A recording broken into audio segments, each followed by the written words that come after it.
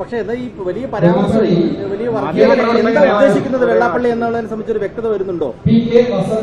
അല്ല, ഞാൻ പറഞ്ഞല്ലോ, മറുപടി അർഹിക്കാത്തതുകൊണ്ടും മറുപടി അർഹിക്കുന്നില്ല എന്നുള്ളത് ജനങ്ങൾ തെളിയിച്ചതുകൊണ്ടും ഞങ്ങൾ മറുപടി പറയുന്നില്ല. അതാണ് അതിലുള്ള ഞങ്ങളുടെ സ്റ്റാൻഡ്. അത് അവഗണിക്കാനാണ് ഞങ്ങളുടെ തീരുമാനം. അവഗണിക്കുകയാണ്. കാരണം വർഗീയത കേരളം വെച്ച് ഉറപ്പിക്കൂല. അത് കേരളം ഈ തെരഞ്ഞെടുപ്പിൽ തെളിയിച്ചു കഴിഞ്ഞു. പിന്നെ എന്തിനാ പ്രതികരിക്കേണ്ട ആവശ്യം? വെറുതെ നിങ്ങളിതിന് സമയം കളയരുത്. നിങ്ങളോട് ഞാൻ പറയാണ്. പിന്നെ മറ്റൊരു കാര്യം, ഇപ്പോൾ ഞാനിവിടെ പറഞ്ഞു, അത് കേരളത്തെ സംബന്ധിച്ചിടത്തോളം വളരെ സീരിയസ് ആയിട്ടുള്ള ഒരു മാനിഫെസ്റ്റോ അജണ്ട, അതിൻ്റെ പണിപ്പുരയിലാണ് ഞങ്ങൾ. തീർച്ചയായിട്ടും ഈ തെരഞ്ഞെടുപ്പിൻ്റെ മുമ്പായി ഒരു നിശ്ചിത സമയത്ത് UDFൻ്റെ ആ മാനിഫെസ്റ്റോ, ഞങ്ങളുടെ പരിപാടി പുറത്തു വരും. ഇന്ന് കേരളം അഭിമുഖീകരിക്കുന്ന വളരെ സീരിയസ് ആയിട്ടുള്ള പ്രശ്നങ്ങൾക്ക് മുഴുവൻ സൊല്യൂഷൻ കാണുന്ന ഒരു പെർഫെക്റ്റ് പരിപാടി ഞങ്ങൾ ജനങ്ങളുടെ മുമ്പിൽ അവതരിപ്പിക്കും. ജനങ്ങളുടെ ശ്രദ്ധ ഇപ്പോൾ തിരിയേണ്ടത് അതിലേക്കാണ്. കാരണം 10 വർഷത്തെ ഭരണം കൊണ്ട് ഈ സംസ്ഥാനത്തിൻ്റെ ഫണ്ട് സോഴ്സ് ഒക്കെ ഇല്ലാതായിരിക്കുകയാണ്. ആ ഫണ്ട് സോഴ്സ് നമുക്ക് തിരിച്ചു കൊണ്ടുവരേണ്ടതുണ്ട്. പണം വേണം ജനങ്ങൾക്ക് വേണ്ടി കാര്യങ്ങൾ ചെയ്യാൻ, അത് ഉണ്ടാക്കി അത് ചെലവാക്കാൻ, സംസ്ഥാന ബഡ്ജറ്റിനെ ശക്തിപ്പെടുത്തി അത് ചെലവാക്കാൻ. അതിനെക്കുറിച്ച് ഒരു നൈപുണ്യം ഇല്ലാത്ത ഒരു ഗവൺമെൻറ്റാണ് കടന്നുപോയത്.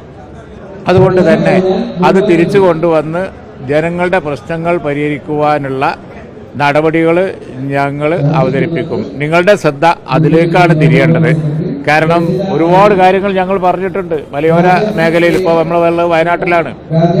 അതുപോലെയുള്ള നിരവധി പ്രശ്നങ്ങൾ ഞങ്ങൾ ജനങ്ങളെ മുമ്പാകെ പറഞ്ഞിട്ടുണ്ട്. ആ കാര്യത്തിൽ ഞങ്ങൾ എന്ത് ചെയ്യുന്നു എന്നാണ് നോക്കേണ്ടത്. അല്ലാതെ വല്ലവരും സെറ്റ് ചെയ്യുന്ന അജണ്ടയുടെ പിന്നാലെ പോകരുത് എന്നാണ് എനിക്ക് പറയാനുള്ളത്. UDF അധികാരത്തിൽ വന്നാൽ ഉപമുഖ്യമന്ത്രി ഉണ്ടാവുന്ന ഒരു ചർച്ച വരുന്നത് താങ്കളുടെ പേരാണ് ഉയർന്നു വരുന്നത്. കഴിഞ്ഞ ദിവസം തങ്ങൾ അത് സപ്പോർട്ട് ചെയ്ത് സംസാരിക്കുകയും ചെയ്തു.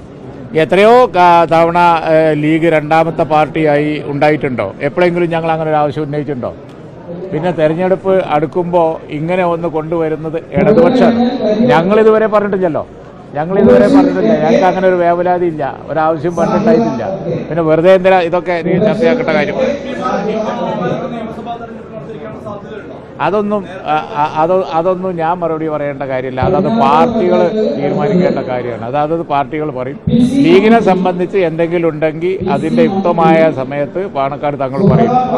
പുതിയ കാര്യങ്ങൾ നിങ്ങൾ അറിയാൻ ആഗ്രഹിക്കുന്നത് തക്ക സമയത്ത് ഞങ്ങൾ പറയും. കോൺഗ്രസിന്റെ ക്യാമ്പ് ഇവിടെ നടക്കുന്നുണ്ട്. അപ്പോൾ കോൺഗ്രസ് നേതാവ്, പ്രതിപക്ഷ നേതാവ് പറഞ്ഞത് സ്ഥാനാർത്ഥി നിർണയം പൂർത്തിയാക്കാനുള്ള ശ്രമമൊക്കെ ഉണ്ടാവുന്നു. അപ്പോൾ അത് അസാധാരണമായ സാഹചര്യമാണ്. സാധാരണ കാണാറില്ല. അപ്പോൾ എങ്ങനെയാണ് ശ്രമങ്ങൾ അസാധാരണമായ പലതും ഇപ്പോൾ സംഭവിച്ചില്ലേ? ആദ്യം സ്ഥാനാർത്ഥികളെ തീരുമാനിച്ചത് കോൺഗ്രസ് ആണ്. അതുപോലെ തന്നെ പല കോർപ്പറേഷനുകളിലും ലീഡേഴ്സിന്റെ നേതൃത്വത്തിൽ നല്ല ടീം വർക്ക് നടന്നു. ഇടതുപക്ഷത്തിൻ്റെ എല്ലാ ദുഷ്പ്രചരണങ്ങളെയും പിന്നെ ഇല്ലാതാക്കി അവിശ്വസനീയമായ രീതിയിൽ കോർപ്പറേഷനുകളൊക്കെ പിടിച്ചമർത്തി എന്തെല്ലാം കാര്യങ്ങൾ ഇപ്പം നടന്നു. അതുപോലെ പണ്ട് നടന്നിട്ടില്ല എന്ന് പറഞ്ഞ് നിങ്ങൾ അതിൻ്റെ ഹാങ് ഓവറിൽ ഇരിക്കേണ്ട. കോൺഗ്രസ് പെർഫെക്റ്റ് ആയിട്ട് ചെയ്യും എന്ന് തന്നെയാണ് എനിക്കും തോന്നുന്നത്.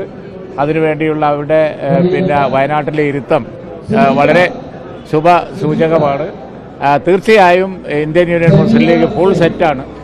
ഇന്ത്യൻ യൂണിയൻ മുസ്ലിം ലീഗ് അതിൻ്റെ പരിപാടിയും അതുപോലെ തന്നെ ഈ പറഞ്ഞ പോലെയുള്ള തീരുമാനങ്ങളും ഒക്കെ ആയിട്ട് ഒരു തരത്തിലും ഒരു ചാഞ്ചല്യവും ഇല്ലാതെ യുക്തമായ സമയത്ത് പുറത്തു വരും. ഈ പുനരധിവാസത്തിൽ ഉടനെ തന്നെ ലീഗിന്റെ വീട് കൈമാറ്റം ആ ഡേറ്റ് തീരുമാനിച്ചിട്ടുണ്ട്. ഫെബ്രുവരി 28 അല്ലേ?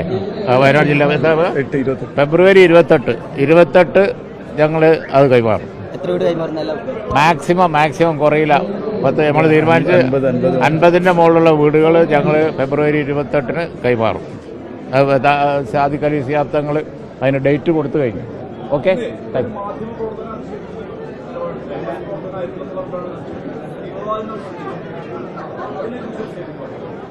അല്ല, അതും പറഞ്ഞ ആളെ പറ്റി ആയിപ്പോവും. അതുകൊണ്ട് ഞാൻ മിണ്ടുന്നില്ല.